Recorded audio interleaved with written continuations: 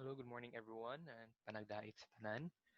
This is my report for the productions and operations management. I will be discussing the first topic. So my topic is, let me show you, uh, is the production system. Wherein my objective in this topic is to explain the model of the production system as well as to discuss the factors influencing production system, including then the scope of production systems. So please bear with me because this will be just a short presentation of my discussion, and I will be showing my slides. And this is actually not my slide, so I will just be using the slide of another person, together with additional slides that I will be using. So credits for the Nor College of Business and Sciences for the slide. And saba kayong manok, pero sige na, go. View, we have full screen. Nabigit sana ako. Of course, okay. Sana na lang. So let's start with the definition of production. So production can be explained as an act of either manufacturing or mining or growing of goods, generally in bulk for trade. So essentially, like production is involving a certain process, which we will discuss later. So na siya process nga again to say that that is already a production. So production is a method employed for making or providing essential goods and services for customers or consumers.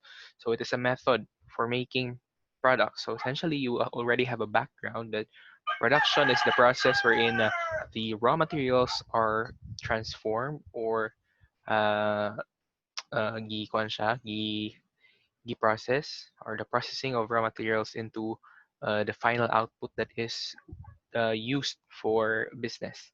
So kanang again, before using our final product, essentially napatay agian nga process, and that would be production.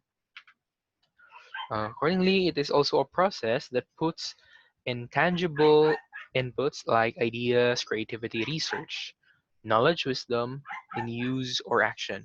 It is a way that transforms tangible inputs like raw materials, semi-finished goods, and unassembled goods into finished goods or commodities. So, kato siya. Mhm.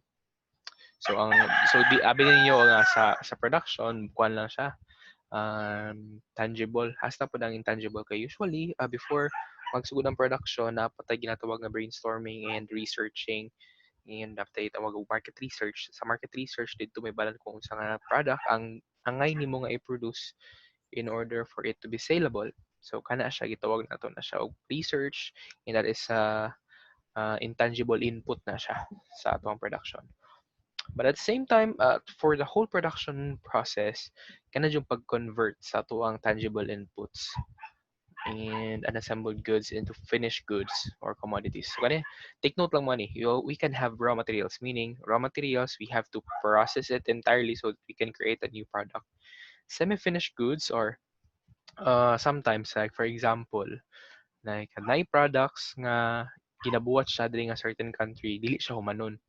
So pag-assemble na karon og tiwas dito or pag-produce og tiwasan sa lain nga nasod, then pag-abot dito sa production facility, semi-finished goods pa to siya. Dayon, i-further process, ay na din siya mahimong final or finished goods. And then kaning unassembled goods, dili na ka magkuan, dili na wala na kay process nga agian nga kanang napakay buhaton nga dili nga kuan nga pag-change sa nature og sa kuan sa raw materials into final product. No, it's merely assembly of parts. So nahitabo na sa sa Philippines yung una naman ta, we are not producing cars, but ang mahitabo diri kasagara kay assembling, mag-assemble lang sa mga sakyanan. Mhm. Okay. What is a production system?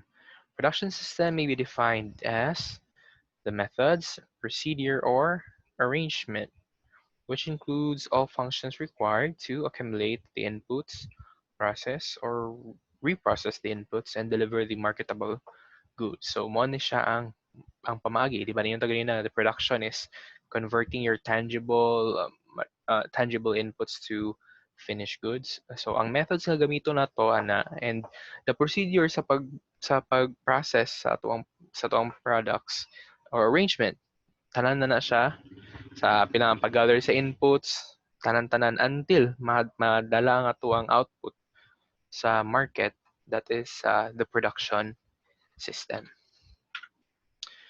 Production system consists of three main components.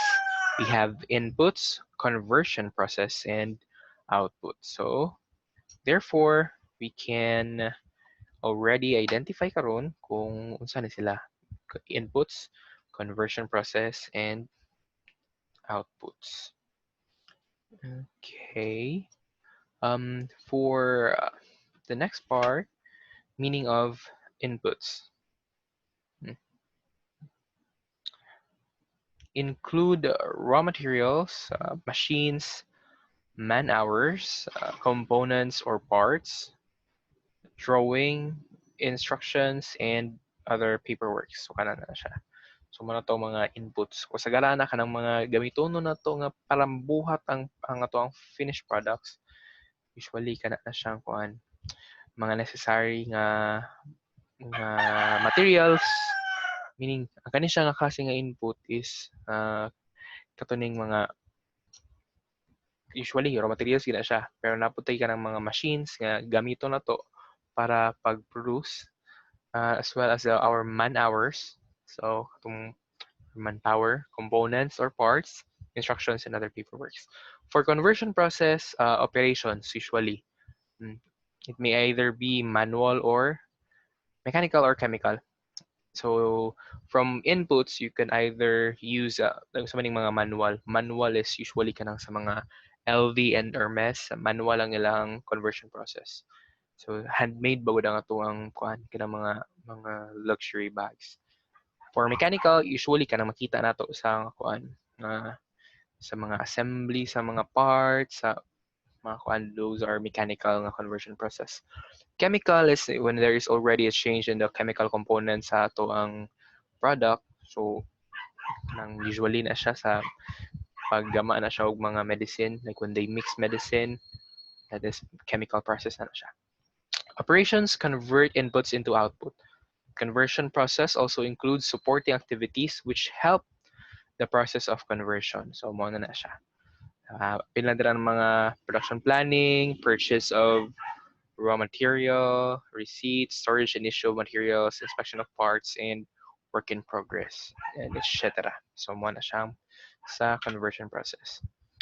So output includes finished products or finished goods and services. Okay, so karon naman po na after from input, materials, labor, and factory overhead. That is very common in accounting. Silang tulo ang components. Then conversion process is like manual, mechanical, or chemical. And then output is, of course, the finished product. Okay. Examples of production system na today. Tangible goods. Consider an example of a manufacturing industry like sugar industry. Here, sugarcane is first used as an input. Then the juice of sugarcane is processed through a conversion process. Sama na siya nga klase nga conversion process. Like mechanical na siya. Kaya igo raman gud na pugaon ang ato ang sugarcane to extract the the sugar sa sugarcane. Nga liquid pa. Finally, to get an output known as refined sugar. So from katong kuan pa siya, liquid pa siya nga sugar, and it involves now chemical process na na siya. So nagsago lang mechanical and chemical. Yung naman, from liquid to crystalline nga mga nga substance kato ng sugar nga tong crystal-like na nga kuan nga texture sa sugar, so na siya change in the chemical component. It's used for mass consumption. So na siya. Intangible goods.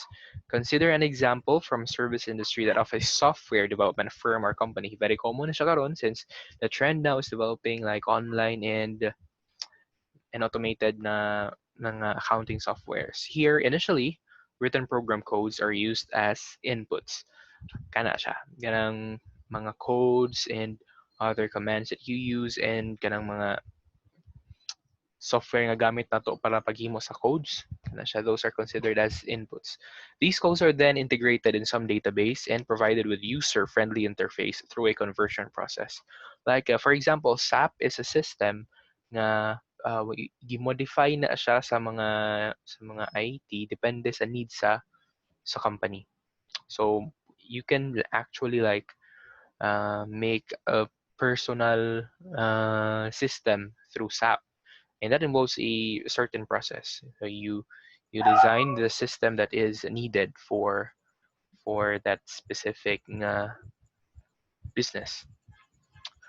Finally, an output is made available in form of an executable application program.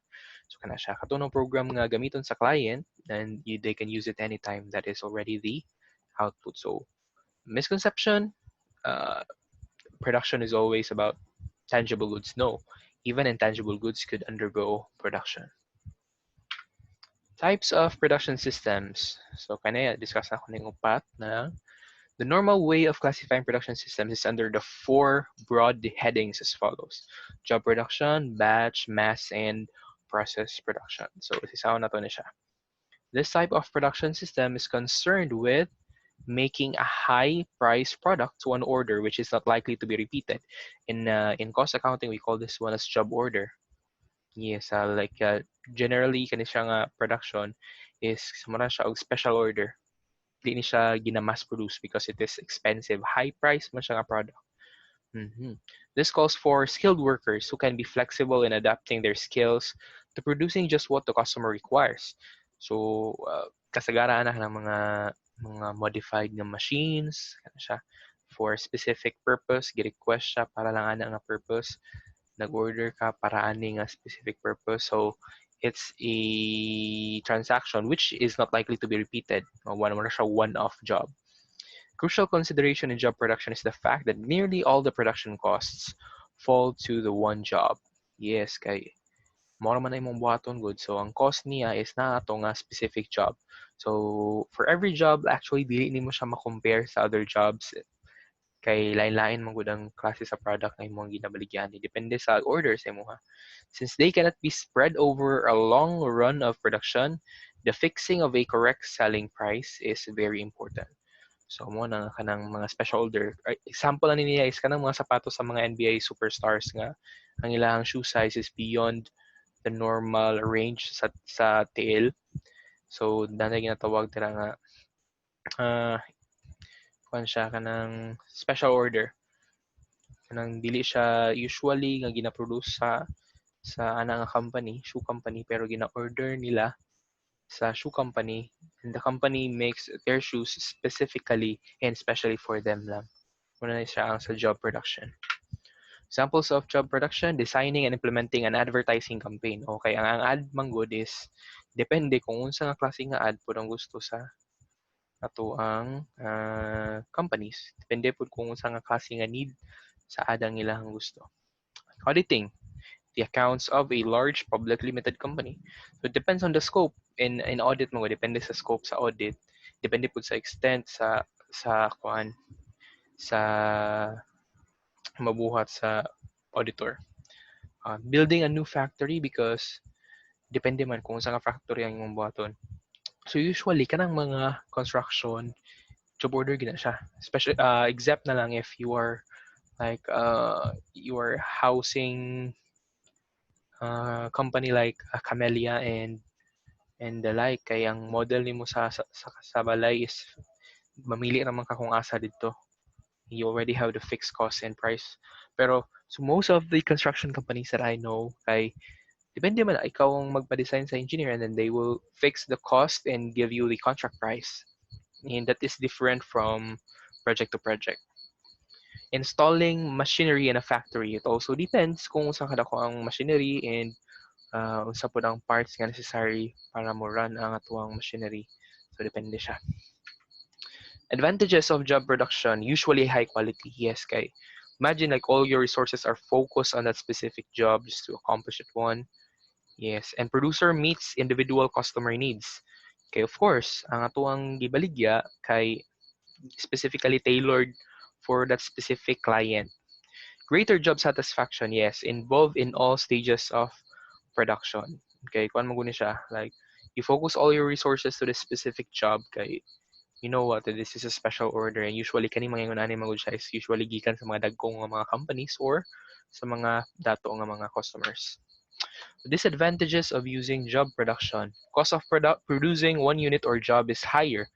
Yes. Imagine na lang gud nga how much would it cost for producing like one LV bag. That is also why it is very expensive for Louis Vuitton and other like an Hermes. Using like animal skin as their primary material. So producing one is really high cost. Like kana po mga limited edition nga mga sandal, like for example kanang may sandal nga only two persons own ang ana nga design o ganang klase nga quality sa kuan sa sapatos, and it is also job production. Labor intensive siya nga naman kay modification mode siya, yun specialized siya nga product. So the modification na niya from your usual product will be done through labor. Mm. Requires investment in skills and training. Yes, kay ang special order dapat mag-require gyud siya og skill kay di man na basta-basta mabuhat sa ubang tao. And training of course. Dako-dako siya og investment.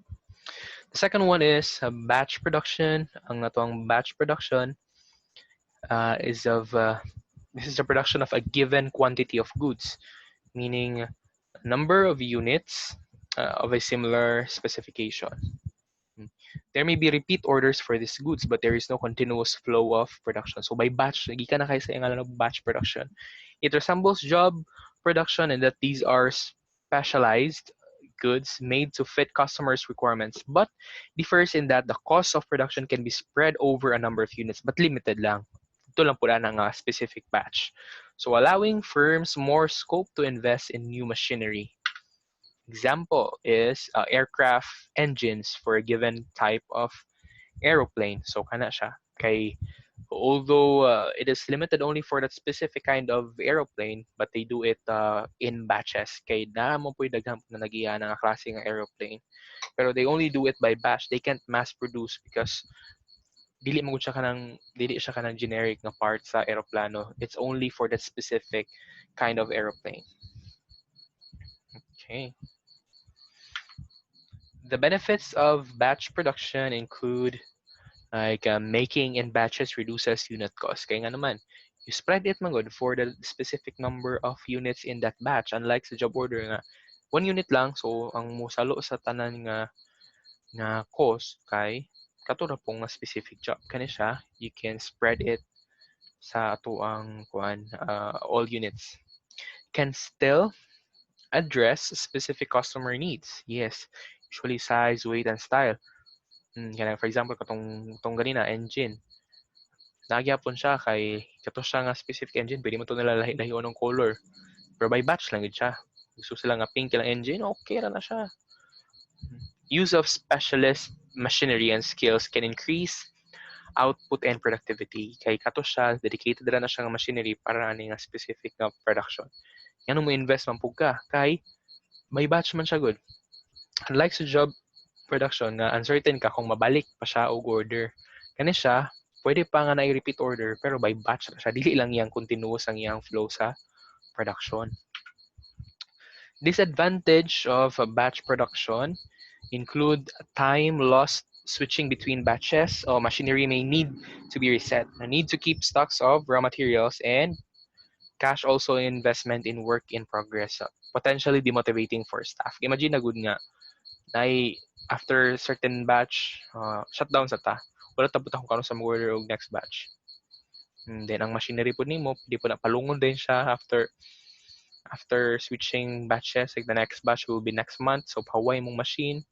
So mag-reset na po ka. So dagan siya. Hassle siya in short.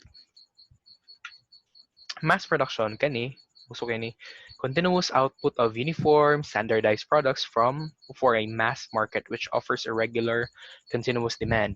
Goods are relatively low price and are produced by the use of machines and semi-skilled and unskilled labor. A subtype of mass production is flow production. This makes use of machines and labor in a sequence called a production line. Cars for the mass market are produced by materials and parts moving along an assembly line until eventually a finished car rolls off at the end. Flow production can take many of the features of mass production and apply them to the manufacture of relatively high cost goods like cars, washing machines, and TV sets. So examples ay cars. Oh, pero di lang taki wala man talang sa Philippines, so di applicable sa Philippines sa chocolate bars and electronic goods. So these usually are mass produced. Benefits, labor costs are usually lower kay more on capital intensive magud ni siya kay nga naman you buy equipments that continuously produce ko. Magug example dilata, ang dilata hala pag wala ni tao dira pala hindi man nagbuhat og tinapa ang kuan machine. So labor costs are usually lower. Materials can be purchased in large quantities so they are often cheaper. Kanang man nga daghan man ang paliton because you are mass producing and fix mo primong product so standard mo primong product so dili na siya line-line so uniform ang products nga imong i-produce. So large number of goods are produced kay when you like set up the machine so for that whole time kana ra yung i-produce daghan kay na siya buhat. Disadvantage, daghan-daghan ang disadvantage. Machinery is very expensive. Gingon ako ganina, it's capital intensive. So production lines are very expensive to set up. Tinuod. Workers are not very motivated since their work is very repetitive.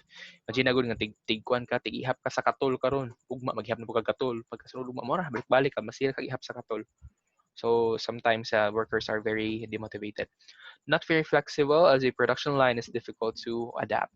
If one part of the line breaks, the whole production process will have to stop until it is repaired. Imagine na good nga, na nakitina pa pero wala pa kay lata. So sa na silupin-silupin lang sa so dili pwede. So if a certain production line stops, you have to stop all the other parts of the production kay dili mo pud nimo gid siya mahuman kung kuan. Imagine na pud ano po kay lata nya wala pa kay isda, di ba? So sa isulod nimo sa lata hangin. So dili jud pwede. Process production, process used to extract products such as oil and gas. It makes possible a continuous flow of production using expensive machinery, highly automated methods, and a mass marketing technique. In mass production, flow production, and process production, small range of product is produced in very large quantities. So kana siya, mas mahal ni yung process production. Large capital investment is also involved, and a mass market is needed to absorb the goods produced. The type of production system will have implications for the way in which a production department is structured, and certain theorists see the type of production system as an important influence on the way in which the whole organization is structured. Example na niya, oil refinement and cement. So kaning sa oil, usually kung man na siya, we extract like minerals and oil from the earth and then just refine it and then sell it. So ano siya, dako kay ni siya og investment kay wala ba kay sa Pilipinas kani wala tay ka ng kuan oil refining diri. Okay, mahal siya daw kay siya investment needed as well as ang cement nato nga production. Advantages, processes can normally be automated which reduces unit costs. Yes, kay imagine kung ikaw pa mga tog ilibol sa ilalom sa yuta kaya day ka so di jud pwede automated yun siya. Large quantities can be produced and ideal for products which have to be of a consistent quality. Like for example, ang oil nga gamit nato sa kuan sa kinan. Disadvantage, heavy investment kani jud murag among all siya ang pinakadako investment. Difficult and disruptive if the production process has to be stopped. Yeah, lisod kayo siya kay ang operating cost nimo is dako kayo. So if you stop production, magpadayon gyapon ang imong mga non-cash expenses dako kayo gansi. Little opportunity to make different versions of the product. O kana siya kay kuan mo siya highly kuan na siya program na imong product dili na siya nimo basta-basta mailis-ilisan. So that's it for the first part of this report, and I will just be continuing with the factors and kani siya. So start na ko ning I will start with the introduction today. Manito examples no tangible goods, intangible goods. So these are the examples of production system. Okay, so try na ko na siya og zoom. Okay. Tangible goods, consider an example like sugar industry. Kana siya. Intangible, software development. So na siya. Bringing in materials and equipment is an important step in a production system. It involves working with suppliers, warehouses, purchasing raw materials and supplies, installing machines, equipment, as well as an division of labor. So how do you utilize the skills of every employee that you have? Designing workspaces to meet demands. Very important nga kanang nanatay mga assembly lines kung sa ato ang itsura sa factory. Kay if dako ang demand, of course, dako pa ng factory mo dapat. Kay kung daw ikag factory niya gamay ka ang demand, so there will be kuan idle space sa imuhang factory, in which dili siya dapat. Okay, additional man ang cost good niya, wala kay benefit nga makuha. Factories may be designed for maximum efficiency of one product. So kana siya, pwede. Distribution, transportation over land, water, and air is essential for getting goods to the market. Communication have allowed goods to be shipped all over the world, especially karon at the age of modernization and IT. So daghan na kay pamaagi to communicate, like through Messenger, through Skype and the like. So if you have like book or orders from international suppliers, you can do that one. And ang wala pa siguro kay nag-high-tech sa twice the transportation kay usually by plane gihapon gid siya. So wala pa tay lain nga kanang high-tech method nga para maabot ang atong goods nga gi-order, mag-deliver that to the market. So it's still a usual flow of sa tuwang products. So muna siya. Next, we have now the scope of production systems. Di ba zoom siya? Guys, pangapis mo. Sige, kapoy na magpaminaw sa kuha. Ganina na ba ko kayo yaw. Okay, so the scope of production systems. The scope of production system is indeed vast. Tinood. Commencing with a selection of location covers such activities as acquisition of land, construction, procuring, installing machinery, purchasing, storing, and converting into saleable products. So, kana siya. So, gikan pa sa selection of location. So, bahalag wala pa nagsugod og produce og product, is already part of production system. Pagpapili pa lang sa lugar o ang yuta nga imong tukuran sa building, that is already part of the production system, the scope of the production system. For example, such as quality management, maintenance management, production planning and control methods, and other related areas. Normally, the production is manufacturing, and it is defined by economics, benefits of specialization of labor. It is also known as division of labor. And now this time, it's focusing on the service sector more, so that businesses has now wider and has become wider and complex than earlier, and managers' responsibilities also increased from past. Recently, managers developed their techniques that focuses mostly on efficiency. Talk about efficiency, yung sana siya. More about the proper utilization of your resources. Workers were gone through under microscope and they will be under pressure for giving their best. O kung paspas lagi ko masulya guys kay para tipid ang time ba kay basi taas na kay time gayo diri para kuan mo satisfy mo i-slow mo na lang. Normally, production systems follow 3 steps. Those are input, transformation, and output. So, kani siya. These are the scope, no? Part na siya. A production system holds some characteristics. In system discrimination, one knows a production system is involved on input. It does not consist with any waiter connection. So, ano siya. What's an interrelationship among system? The production is a process and it has a way to perform, and those have a close relationship with each other. This is familiar as an interrelationship. So kana siya sa production process mo nang gingon ho ganina di ba nga during the production line kung naay maguba nga isa, it is really integrated. So ang ato ang system it is related to each other. So di siya basta-basta mapadayon gid sa uban kung nay problema sa ato ang production. Stratum formulation. A production system normally consists with hierarchy of the organization, and those are related with the size of the organization and the function of the organization. And stratum is kanang mo siya i-separate siya related with the size, hierarchy, and the function of the organization. For example, mas dako ang sa assembly kaysa sa procurement kay wala man kay ginapalit most of the time kay ang imong dako nga part is the assembly kay mo man ang main purpose of the business, assembling of the parts of the car. Wala kay procurement nga mahitabo, so less good po dito. Specialization of function. If the production system expands its area of production in large number of hierarchy and start each performing specialized function, then the interrogation function of the specialization will give the maximum output or benefit. Kana siya. So dapat if the production daw magkadako ang size or areas of production and large number of hierarchy. So dapat daw mag-start na og mag-perform og specialized function so that ma-utilize gyud ang atuang maximum output, ma-utilize tong resources to produce maximum output or benefit. So na increase of entropy.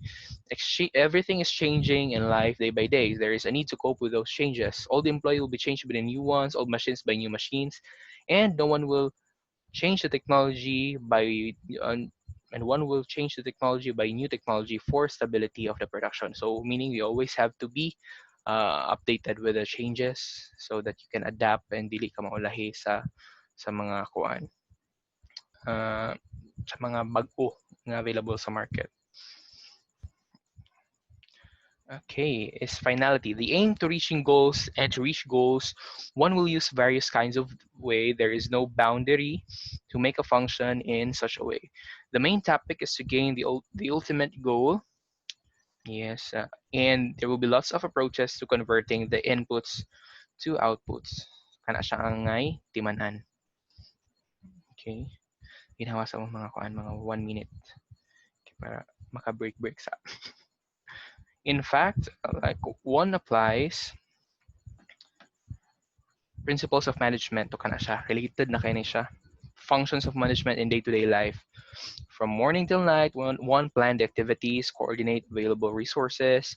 So dili lang gina siya ingon nga ako naka-produce ko okay na. So from the planning phase and like financial management phase pa lang niya daan. Very important na siya for the whole production process. The same is applicable to production management. Reading and learning production management will enable one to be capable of solving the problems of the organization. Maybe an educational institution, production shop, hospital, departmental shop, or even a barber shop. So if you know how to do this production management, so maskin simple lang nga, pwede nimo i-optimize or mas paninduton pa ang production process sa usa ka organization if you know what is production management. So and let's go to the second one. So now we are on the factors influencing the production. Tama ba? So let me kuan ha, kaya ako naman to dire. So kenta dire. Ang model niya is na discuss naman ako ng model ganina katong input and then the process and the output. Ito siya. Ang malapoding scope. So next is kanina last na to ng discussion is factors influencing production system. Okay. We have now the factors. So basasan nimo.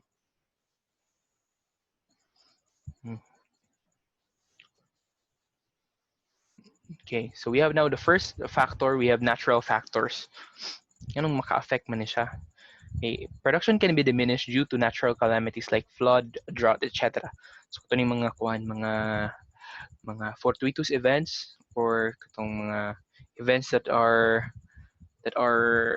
cannot be foreseen and events that though foreseeable but you cannot do about it. You cannot do something to stop that from happening, like for example flood, a typhoon, earthquake, mga volcanic eruption and the like. So kana siya makaapekto na siya sa production even kaning one if this is actually like natural nga panghitabo ning pandemic na to karon, it could even be under natural factors. Production is diminished. Grabe ang pag-diminish sa production karong panahon na, like non-essential goods, mga factories nila nag-shutdown. And ang ato ang essential goods naka-skeleton ng system sa ato ang mga production. So actually kung magdugay pa gini siya, we might even experience like shortage of some essential goods that we are using because limited po ang production nila karon. Kay lisod mag-procure materials kay wala kay mang duty. So kana siya, those factors are what we call as natural factors. They can really diminish the production. Second is what we call technical progress. It can positively influence production. Like kung mag-improve kasi mong system, kinay bago nga na-discover, something like that. Yan na siya. Nga system nga magamit or Like for example, katong sa una, the innovation of Nokia nga wala sila ning adapt sa Android system where they at that time kay kuan kay giferan man daw actually ang Nokia to adapt the Android system as early as when Samsung was offered to do so. So wala man good. Salig man kay ang Nokia silang Java. Kaya ang Java is made by Nokia. Pero unlike Android, wala gid siya ning boom ang Java. Sa pod bounce ra pud dula tugod og snake. So, siya dayon mo to nga wala gid sila ning adapt sa technical progress. So, wala gid na kuan maski ang process nila sa pag-produce silang phones or actually like behind na kayo. So unlike sa mga bago karon nga mga models, na siya. Political factors. It affects production positively or negatively. Depende kung if there are like law nga gipasar nga limiting the production of your certain kind of product, yung na decisions pertaining to taxation. Di ba, for example, the sin tax is actually aimed at producers of cigarettes para dako kay sila og mabayad nga tax. So mas gamay ang ilang income nga ma-earn and that is also used to discourage them to produce such product. Wala man gihapon. Investment or fiscal policies of government influence production. Yes, policies. For example, ginalimit lang nila ang pagproduce ng product na siya ibanaji law na niya nga dili siya palabihan og produce or if ever mag-produce sana daghan kayo og checklist nga ipasar pa daghan kayo agian nga tests and quality control so kana siya something like that pagod ka ng kuan kanang mag-open og kanang electric co-op kay kanang kuan Samsung di ba this is actually like monopoly kay nga naman lisod kayo mag-open og another electric co-op kailangan kagagian nga process from government approval to big capital requirements. So, kana siya, political factors ng kanang government approval nga taas-taas yun siya. And infrastructure facilities like transport, credit, storage, etc. are also equally important to have more production. Like, kung accessible ba ang nabay farm-to-market road, especially sa imong production site, nindot ba ang dalan, dali ba ma-access, dali ra ba siya magian, dili ba siya lisod sa kaon or naugon, as well as ang atuang kuan, ang atuang credit, is it okay ba maka bahol mo ka tawag kwarta or do we have a good credit reputation as a company and as well as our storage sa manang storage na to kung when you store like store materials that are ordered depende man gud po na kung ang imuhang storage kay dako di dako po kag ma-stock nga mga kuan sorry dahil lang sa mahaman so dako po kag ma-stock nga mga pagkaon ay pagkaon naman noon dako po kag ma-stock nga mga products gutom ko no kay pagkaon gid ako nalito okay so something like that guys so ano ko to di wala po naman guys nag thank you ra na siya ihar na ko galingong pamuot ng thank you okay next is kani character of people. It also determines productivity. So the hard workers, kanang hard workers, dili ang Bisaya na dili kay kuan, dili kay gahi pa trabahoon. Hard workers katong gabi maning kamot ng trabaho. Okay. Balik sa poking kapoy, bisya sa istorya, no? So, kaya naminaw na lang man mo ani, din ako may reports ko, libutan na, so kumuhunong ko, ha? Tagad dyan mo masuri ako balik, ha? And sincere workers always produce more and hence it is a very important factor which influences production. Of course, character of people is very important. There is no best production system for any product. The choice of the system depends on various circumstances, but it must meet two basic objectives. Kani, it must be able to meet the specifications of the final product and must be cost effective, meaning you should save a lot from producing that product without compromising the quality, of course. Effect of volume or variety. One of the major considerations in the process selection is the volume or variety of products. Ang ano man. Sa din na sa kuan. Degree of repetitiveness, something like that. So wala na din siya. Wala siya. Mura dito ang factors, guys. Pero again lang ako ni. Sa din yung flexibility. The ability of the company to satisfy varied customer requirements. So kanang dali ra ba kay sila maka-adjust sa gina-demand sa market siya. Greater commonalities demands intermittent manufacturing, which is associated with higher inventories, large manufacturing lead times, and elaborate planning and control. If more variety is to be manufactured, the manufacturing facilities will have to be communized, and depending upon the volume, the extent of commonalities will require to be justified. Kaya imagine na good nga, lain-lain ang imong gina-produce, so tahanan pod nga sakto pagka-setup ang imong machine so that you can be flexible in producing different variety of products. Lead time, kani delivery lead times kay katong in one another, um, faster deliveries kung pila ka oras or days magtaga ka maabot ang imong orders. Lead time will also affect, no?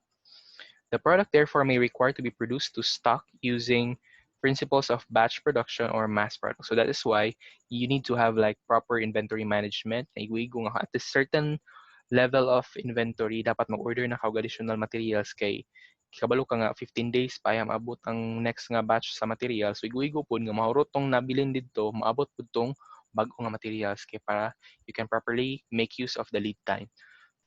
Efficiency measures the speed and the cost of the transformation process.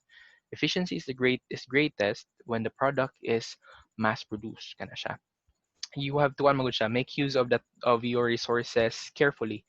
So speed, mas manana mas matipid mo sa speed. It's actually time. Cost, so cost na tong capital na to, labor. So essentially efficiency targets like proper utilization and efficient use of our resources. So mo na siya. Environment brings new technologies and forces the adoption of new process. Like for example, wooden furniture is gradually being replaced by metals and plastic. So kung dili ka magkuan, dili ka mo adapt na gansi ka. Wala Nokia wala ning adapt sa environment change. For example, sa dumalinaw karon bawal naman ng kuan, bawal naman ng plastic. So ang mga suppliers settled on selling now like paper bags in lieu of the plastics. Mo na to siya. Isa pa ni siya. Shaded area in each bar suggests the production system desirable for the indicated volume. Capacity of the plant. Importante po ning capacity sa plant nato kay maskin pag nindot kay demand nindot kay mo process but the capacity of your plant is low and dili nimo siya ma-utilize tanan pa jud na walang sige ka. Or if your demand is low and the capacity of your plant is high, so dako kayo og idle nga time sa imong machine. For example, 1,000 ang kaya niya buhaton every second. Doon niya imong demand is only 1,000 per day. So 1 second ra mag-function ng imong machine for the entire day. So kana siya nakita ninyo. So gansi siya. Nga naman mag-depreciate man gyapon ng machine good maskin dili nimo gamiton. So dapat weigh the cost benefit relationship kay although non-cash ang atong depreciation, it will really impact kung kano sa pa nimo mabawi ang cost sa imong investment kay we have a low capacity and then ang atuang demand is very high, di po niyo dili po niyo masatisfy ang all demand. Or if daw kayo mong capacity, dinubos kay ang demand, syunga ka kung invest kag na kasi nga companies. So I guess that's the end of my report. Just recap. So mo ni siya ang factors, no? Factors influencing production system. We have natural, technical, political, infrastructure, and character of people. So kana siya. And for the scope, so ang scope na to is from acquisition of land, constructing, building, procuring, installing machinery, purchasing and storing raw material, and converting them into saleable products. So kana siyang scope na to sa tuang production system. So dili siya magsugod lang sa pag-produce sa product. So before pa na magsugod na din ato ang production system. And for balik na to ning what is a model of our kanisya? Ano gitawag na to nga model? So nito, ang gipangay diba is kani model of production system. This is the model of production system: inputs, conversion process, and outputs. Okay, and then classification of production systems. Ay, ang gidiscuss nato rin ganina is ah job production, katong mahal kayo pero isa ka product, batch production, dinaghan pero dili kanunay, mass production, dinaghan ag kanunay pa ng production. Process production, mas sa kanunay siya pero taas kay siya og cost sa pag invest na yung klase nga production system. So I guess that would be all. Thank you so much for listening and I hope that you will learn something from this report. Thank you so much and panagdait sa tanan. Kapoy siya og yaw-yaw jud. Thank you so much.